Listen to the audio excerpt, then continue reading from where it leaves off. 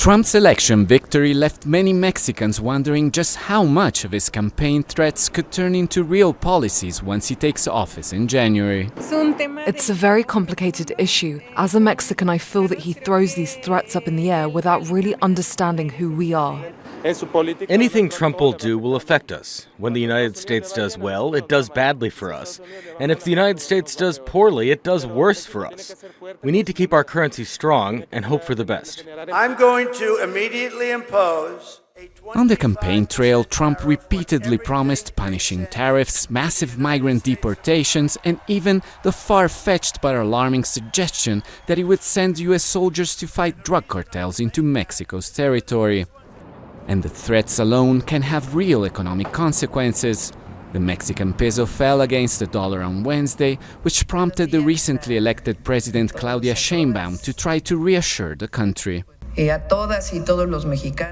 all Mexicans, there is no reason for concern.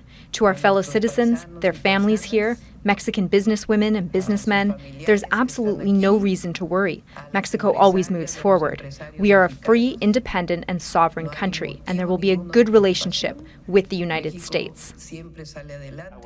Some analysts believe that most of Trump's rhetoric is just that, and that the challenge for Sheinbaum's government will be to know which of Trump's threats may have substance.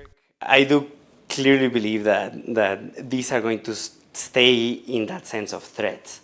And what I mean by that is like the several of the demands that he's asking or he's going to ask from the Mexican government, which implies migration issues, border control, border security issues, and drug-related items that in general the Mexican government is going to willingly comply in order to avoid any type of trade war moving forward.